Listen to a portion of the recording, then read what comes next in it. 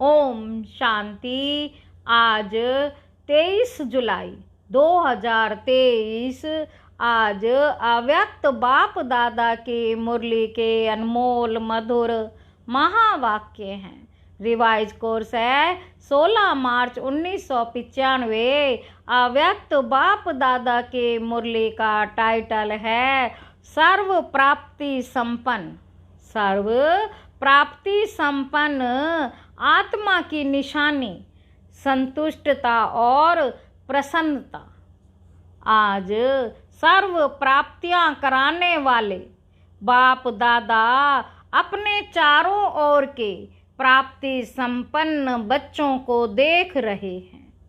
सर्व प्राप्ति के दाता संपन्न और संपूर्ण बाप के बच्चे हैं, तो हर एक बच्चे को बाप ने सर्व प्राप्तियों का वर्षा दिया है। ऐसे नहीं किसको 10 दिया हो, किसको 20 दिया हो, सभी बच्चों को सर्व प्राप्तियों का अधिकार दिया है। सभी बच्चे फुल वर्षे के अधिकारी हैं। तो बाप दादा देख रहे हैं कि हर एक अधिकारी बच्चों ने अपने में प्राप्तियों का अधिकार कितना प्राप्त किया है। बाप ने सर्व दिया है। बाप को सर्वशक्तिमान व संपन्न सागर कहते हैं। लेकिन बच्चों ने उन प्राप्तियों को कहाँ तक अपना बनाया है।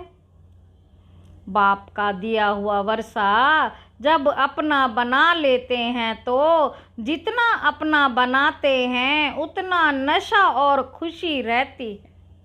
बाबा कहते मेरा खजाना है दिया, मेरा खजाना है दिया बाप ने, लेकिन अपने में धारण कर अपना बना लिया। तो क्या देखा कि अपना बनाने में नंबर वार हो गए हैं। बाप ने नंबर नहीं बनाए हैं, लेकिन अपने अपने धारणा की यथाशक्ति ने नंबर वार बना दिया है। धारणा की यथाशक्ति ने नंबर वार बना दिया है। संपूर्ण अधिकार व सर्व प्राप्तियों से संपन्न आत्मा जो सदा अमृत वेले से रात तक प्राप्तियों के नशे व अनुभव में रहती है, उनकी निशानी क्या होगी। बाबा पूछ रहे हैं अमृत वेले से रात तक प्राप्तियों के नशे व अनुभव में रहती हैं, उनकी निशानी क्या होगी। प्राप्तियों की निशानी है संतुष्टता। प्राप्तियों की निशानी है संतुष्टता। वो सदा संतुष्ट मणि बन दूसरों को भी संतुष्टता की झलक का वाइब्रेशन फैलाते रहते हैं। उनका चेहरा सदा प्रसन्न चित्त दिखाई देता। प्रसन्न चित्त अर्थात सर्व प्रसन्न चित्त से न्यारा। सर्व प्रसन्न चित्त से न्यारा। कोई प्रसन्न नहीं होगा, प्रसन्न होगा। क्यों, क्या, कैसे, ये सब समाप्त। तो ऐसे प्रसन्नचित बने हो। बाबा कहे ऐसे प्रसन्नचित बने हो कि अभी भी कभी कभी कोई प्रश्न उठता है कि ये क्या है, ये क्यों है, ये कैसे होगा, कब होगा। ये प्रश्न चाहे मन में है चाहे दूसरों से उठता है। प्रसन्नचित तो हो या प्रसन्नचित हो। बाबा पूछ रहे हैं प्रसन्नचित हो या प्रसन्नचित हो, या कभी प्रसन्नचित कभी प्रसन्नचित। क्या है? वैसे गायन है प्राप्त नहीं कोई वस्तु ब्राह्मणों के खजाने में। ये किसका, किन ब्राह्मणों का गायन है? आपका है या दूसरे आने वाले हैं? आप ही हो। बाबा कहते आप ही हो जो जब कोई अप्राप्ति होती है ना, अप्राप्ति असंतुष्टता का कारण है। अपना अनुभव देखो, कभी भी मन असंतुष्ट होता है तो कारण क्या होता है। कोई ना कोई अप्राप्ति का अनुभव करते हो तब असंतुष्टता होती है। गायन तो है अप्राप्त नहीं कोई वस्तु। ये अब का गायन है या विनाश के समय का? विनाश के समय संपन्न हो जाएंगे कि अभी होना है। जो समझते हैं कि हम सदा प्रसन्नचित्त रहते हैं, कभी भी किसी भी बात में, चाहे अपने संबंध में चाहे दूसरों के संबंध में भी प्रश्न नहीं उठता, सदा संतुष्ट रहते हैं। ऐसी संतुष्ट आत्माएं कितनी होंगी? बहुत हैं। अच्छा जी, समझते हैं सदा प्रसन्न रहते हैं, चाहे माया कितना भी हिलाए, लेकिन हम नहीं हिलते। माया को हिला देते हैं, माया नमस्कार करती है, हम अंगद हैं, माया हार जाती, लेकिन हम विजयी हैं। जो ऐसे हैं वो हाथ उठाओ। सदा शब्द याद रखना, कभी कभी वाले नहीं, बहुत थोड़े हैं, कोटों में कोई है। क्वेश्चन मार्क उठता है तो क्वेश्चन मार्क उठता तो है ना, क्वेश्चन मार्क डिक्शनरी से निकल जाए, हलचल भी ना हो। कंप्यूटर चलाते हो तो उसमें आता है ना, आपके बुद्धि रूपी कंप्यूटर में सदा फुल स्टॉप की मात्रा आए, क्वेश्चन मार्क आश्चर्य की मात्रा खत्म। इसको कहा जाता है सदा प्रसन्न चित्त। ऐसा प्रसन्न चित्त औरों का भी क्वेश्चन मार्क खत्म कर देता है। नहीं तो स्वयं में अगर क्वेश्चन मार्क है तो कोई भी बात सुनेंगे, देखेंगे, कहेंगे हाँ ये तो होना ही चाहिए, लेकिन होता है मैं भी समझती हूँ होना ही नहीं चाहिए, मैं भी समझती हूँ होना नहीं चाहिए। मिक्स हो जाएंगे, उसके प्रश्न को अंडरलाइन कर देंगे। टेका तो दे दिया ना कि हाँ ये ठीक है, ये ठीक नहीं है, लेकिन होता है तो प्रसन्नचित उसको नहीं किया, लेकिन और ही प्रश्न को बढ़ा दिया, एडिशन हो गई। वैसे एक का क्वेश्चन था, अभी 2 का हो गया, 2 से 4 का हो जाएगा, तो प्रसन्नचित वाइब्रेशन के बजाय प्रसन्नचित का वाइब्रेशन जल्दी फैलता है। हाँ ऐसा है, साथ दे दिया, आश्चर्य की मात्रा आ गई ना। हाँ तो फुल स्टॉप तो नहीं हुआ ना, फुल स्टॉप तो नहीं हुआ ना। चाहे अपने प्रति भी या मेरे से होना नहीं चाहिए, ये मेरे को मिलना चाहिए, ये दूसरे को नहीं होना चाहिए, तो ये चाहिए चाहिए प्रसन्नचित बना देती है। प्रसन्नचित नहीं तो सभी का लक्ष्य क्या है? संतुष्ट प्रसन्न चित्त। बाबा कहते जिसका प्रसन्न चित्त होता है उसकी मन बुद्धि के व्यर्थ की गति फास्ट नहीं होगी। सदा निर्मल निर्माण होने के कारण सभी को अपने प्रसन्न चित्त की छाया में शीतलता देंगे। कैसी भी आग सामने जला हुआ हो, आग में जला हुआ हो, बहुत गर्म दिमाग का हो, लेकिन प्रसन्न चित्त के वाइब्रेशन की छाया में शीतल हो जाएगा। कमजोरी क्या आती? वैसे ठीक चलते हो, अपनी रीति से अच्छे चलते हो, लेकिन जब संबंध संपर्क में आते हो तो दूसरे की कमजोरी देखते, सुनते, वर्णन करते, प्रभाव में आ जाते हो। फिर कहते हो कि इसने किया ना, फिर कहते हो कि इसने किया ना इसलिए मेरे से भी हो गया, इसने कहा तभी मैंने कहा, उसने 50 बार कहा मैंने 1 बार कहा। फिर बाप के आगे भी बहुत मीठी मीठी बातें रखते हो, कहते हैं बाबा आप समझो ना, इतना सहन कहाँ तक करेंगे, फिर भी पुरुषार्थ है ना तो थोड़ा तो आएगा ना। बाप को भी समझाने लगते हैं, यहाँ जो निमित्त हैं उन्हों को बहुत कथाएं सुनाते हैं, ऐसा था ना, ऐसा था ना, ऐसा था ना, ऐसे ऐसे की माला जपते हैं। बाप दादा सदा ही इशारे देते हैं कि ऐसी बातें 2 अक्षर में वर्णन करो, लंबा वर्णन नहीं करो, क्योंकि ये व्यर्थ बातें बहुत चटपटी होती हैं, मज़ेदार लगती हैं। जैसे खाने में भी खट्टी मीठी चीज़ हो तो अच्छी लगेगी ना, और फीकी सादी हो तो कहेंगे ये तो खाते ही रहते हैं। तो व्यर्थ बातें, व्यर्थ चिंतन, सुनना, बोलना और करना, इसमें चलते चलते इंटरेस्ट बढ़ जाता है। इंटरेस्ट बढ़ जाता है। फिर सोचते हैं मैं तो नहीं चाहती थी, लेकिन उसने सुनाया ना, तो मैंने कहा कि अच्छा उसका सुन ले, दिल खाली कर दे उसकी। तो दिल खाली हुई और अपने दिल भर ली। वो थोड़ा थोड़ा दिल में भरते भरते फिर संस्कार बन जाता है।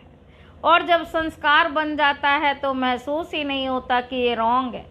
ये व्यर्थ संस्कार बुद्धि के निर्णय को खत्म कर देता है। इसलिए सबसे सहज सदा संतुष्ट रहने की विधि है, सदा अपने सामने कोई ना कोई विशेष प्राप्ति को रखो, क्योंकि प्राप्ति भूलती नहीं है।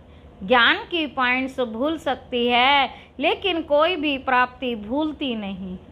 बाप से क्या क्या मिला, कितना मिला, वैरायटी पसंद आती है ना।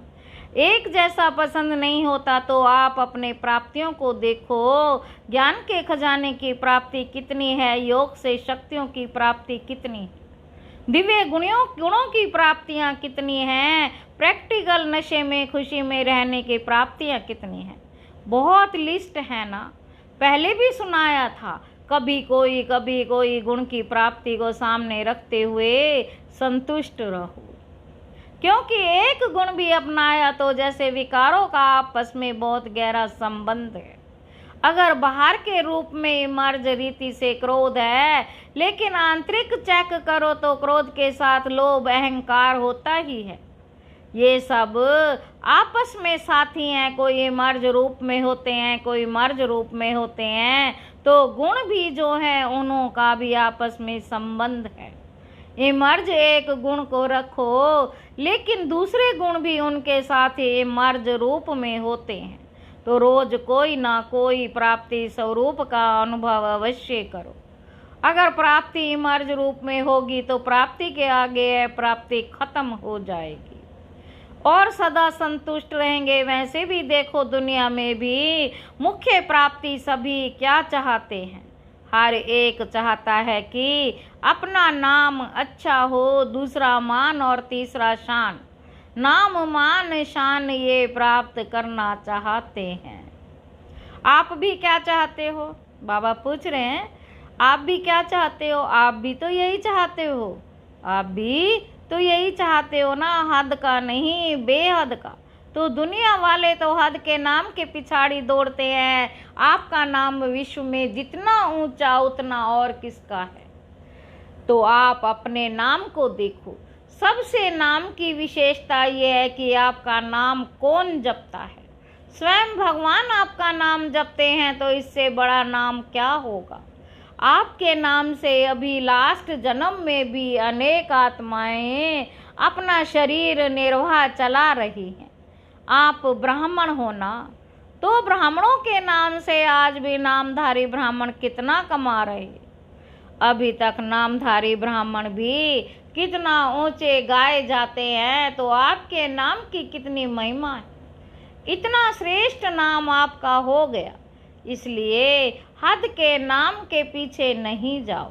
मेरा नाम तो कभी किसी में लेते ही नहीं। मेरा नाम सदा पीछे ही रहता है। सेवा में करती हूँ, नाम दूसरे का हो जाता है। तो हद के नाम के पीछे नहीं जाओ। बाप के दिल में आपका नाम सदा ही श्रेष्ठ है। जब बाप के दिल में नाम हो गया तो कोई सेवा में या कोई प्रोग्राम में या कोई भी बातों में आपका नाम नहीं भी आया तो क्या हर्जा। बाप के पास तो है ना। जैसे भक्ति मार्ग में हनुमान का चित्र दिखाते हैं ना, तो उसके दिल में क्या था? राम था। बाप के दिल में क्या है? बच्चे। तो बच्चों में आप हो या नहीं हो, तो सभी का नाम है। देखा है पक्का। कभी मिस हो गया हो तो आप सभी का नाम है। तो और नाम के पीछे क्यों पड़ते हो? क्योंकि मेजॉरिटी यही नाम मान शान गिराता भी है, यही नाम मान शान नशा भी चढ़ाता है। तो प्राप्ति के रूप में देखो, अगर मानो कोई कारण से आपका नाम गुप्त है और आप समझते हो कि मेरा नाम होना चाहिए, यथार्थ है, फिर भी अगर किसी आत्मा से हिसाब किताब के कारण या उसके संस्कार के कारण आपका नाम नहीं होता, आपका नाम नहीं होता है, आप राइट हो व रॉन्ग हो, फिर भी उसका नाम होता है, आपका नहीं। तो विजय माला में आपका नाम निश्चित है, इसलिए इसकी भी परवाह नहीं करो। इस रूप में माया ज़्यादा आती है, इसलिए अभी गलती से नाम मिस भी हो गया, कोई हर्जा नहीं। लेकिन विजय माला में आपका नाम मिस नहीं हो सकता। पहले आपका नाम होगा तो अपने नाम की महिमा याद रखो कि मेरा नाम बाप के दिल पर है, विजय माला में है, अंत तक मेरा नाम सेवा कर रहा है। बाबा कहते आपका मान कितना है, भगवान ने भी आपको अपने से आगे रखा है। पहले बच्चे तो स्वयं बाप ने मान दे दिया ना, कितना आपका मान है उसका प्रूफ देखो कि आपकी जड़ चित्रों की भी लिस्ट जन्म तक कितना मान है। चाहे जाने नहीं जाने, लेकिन कोई भी देवी देवता का चित्र होगा तो कितने मान से उसको देखते हैं। सबसे श्रेष्ठ मान अब तक आपके चित्रों का भी है, ये प्रूफ है। जब आपके चित्र ही इतने मान्य पूजनीय हैं तो जिसका मान रखा जाता है उसको पूजनीय माना जाता है। हमेशा कहते हैं ना, ये हमारे पूजनीय हैं, पूज्य हैं, तो प्रैक्टिकल प्रूफ है कि आपके चित्रों का भी मान है, तो चैतन्य में भी तब भी चित्रों का मान है। अगर चैतन्य में मान नहीं होता तो चित्रों को कैसे मिलता। बाप तो सदा कहते हैं पहले बच्चे डबल पूजे जाते हैं, बाप सिंगल। तो आपका मान बाप से ज़्यादा हुआ ना, इतना श्रेष्ठ मान मिल गया। तो जब भी कोई हद के मान की बात आए तो सोचना कि आत्माओं का मान क्या करेगा। जब परम आत्मा का मान मिल गया, जब परम आत्मा का मान मिल गया, ऐसे नहीं सोचो कि हम इतना कुछ करते हैं फिर भी मान नहीं देते, पूछते ही नहीं हैं। ये सोचना व्यर्थ है, क्योंकि जितना आप हद के मान के पीछे दौड़ लगाएंगे ना, तो ये हद की कोई चीज़ परछाई के समान है। परछाई के पीछे पड़ने से कभी परछाई मिलती है नहीं, कि आगे बढ़ती जाती है। तो ये हद का मान है, हद का नाम ये परछाई है, ये माया के धूप में दिखाई देती है, लेकिन है कुछ भी नहीं। तो नाम भी आपको मिल गया, मान भी आपको मिला हुआ है, और शान कितना है। अपने एक एक शान को याद करो, किसने शान में बिठाया, बाप ने बिठाया। बाप के दिल तख्त नशीन है, सबसे बड़े से बड़ी शान राज्य पद है। राज्य पद है ना, तो आपको तख्त ताज मिल गया है ना, जो परम आत्मा के तख्त नशीन है। इससे बड़ी शान क्या है, जो परमात्मा के तख्त नशीन है, इससे बड़ी शान क्या है। कभी कभी निर्णय करने में एक छोटी सी गलती कर देते हैं, जो रियल शान है, रूहानी शान है, वो कभी भी अभिमान की फीलिंग नहीं देगा। जो रियल शान है, रूहानी शान है, वो कभी भी अभिमान की फीलिंग नहीं देगा। तो कभी कभी क्या करते हो, होता अभिमान है, लेकिन समझते हो कि ये शान तो अपना रखना चाहिए, ये शान तो अपना रखना चाहिए, इतना शान तो रखना चाहिए ना, शान में रहना अच्छा होता है। लेकिन शान है या अभिमान है, उसको अच्छी तरह से चेक करो। कभी कभी अभिमान को शान समझ लेते हैं, फिर निर्माण नहीं होते। कभी कभी अभिमान को शान समझ लेते हैं और फिर निर्माण नहीं होते। आप अपने शान को रियल समझते हो, लेकिन दूसरे समझते हैं कि ये अभिमान है, तो थोड़ा भी कुछ कह देंगे तो आपको अपमान लगेगा। अभिमान वाले को अपमान बहुत जल्दी फील होगा। थोड़ा भी किसी ने हंसी में भी कुछ कह दिया, अपमान लगेगा। ये अभिमान की निशानी है। सोचेंगे नहीं, मैं तो ऐसा हूँ नहीं, ऐसे थोड़े ही कहना चाहिए। तो निर्णय ठीक करो। उस समय निर्णय में कमी कर लेते हो, यथार्थ की बजाय मिक्स होता है और आप उसको यथार्थ समझ लेते हो। तो कहने में आता है कि ये है बहुत अच्छे, लेकिन बोलचाल उठना बैठना जो है ना, वो अभिमान का लगता है। ये भी किसी ने कहा तो अपमान की फीलिंग आ जाएगी। तो सम्मान और अभिमान के अंतर को भी चेक करो। सम्मान कितना बड़ा है, शान कितनी बड़ी है, उस बेहद के नाम मान शान को सदा इमर्ज रखो। मर्ज नहीं, इमर्ज करो। जैसे याद में कभी कभी अलबेलापन आ जाता है तो कहते हैं हम ही बाप के याद क्या करें, लेकिन इमर्ज संकल्प से प्राप्ति का अनुभव होता है। ऐसी ही हर धारणा में अलर्ट रहो, अलबेले नहीं बनो, क्योंकि समय समीप आ रहा है। बाबा कहे समय समीप आ रहा है, और समय समीप क्या सूचना दे रहा है? समय समीप क्या सूचना दे रहा है? समान बनो, संपन्न बनो। तो समय की चैलेंज को देखो और सर्व प्राप्तियों से संपन्न बनो।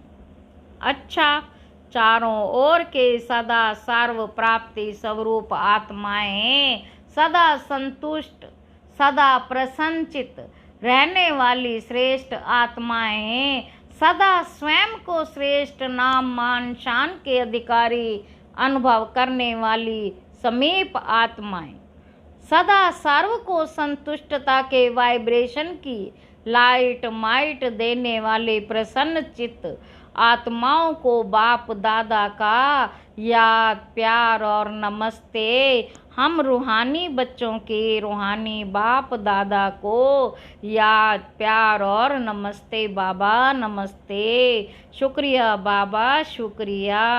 आज की मुरली का वरदान है, हर सेकंड स्वयं को भरपूर अनुभव कर सदा सेफ रहने वाले स्मृति सो समर्थ स्वरूप भव।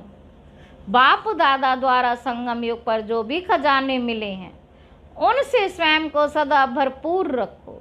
जितना भरपूर उतना हलचल नहीं। भरपूर चीज में कोई चीज आ नहीं सकती। ऐसे नहीं कह सकते कि सहन शक्ति व शांति की शक्ति नहीं है। थोड़ा क्रोध या आवेश आ जाता है, कोई दुश्मन जबरदस्ती तब आता है जब अलबेलापन है या डबल लॉक नहीं है। याद और सेवा का डबल लॉक लगा दो, स्मृति स्वरूप रहो तो समर्थ बन सदा ही सेफ रहेंगे। स्लोगन है, विश्व का नव निर्माण करने के लिए, विश्व का नव निर्माण करने के लिए अपनी स्थिति निर्माण चित बनाओ। अच्छा, ओम शांति।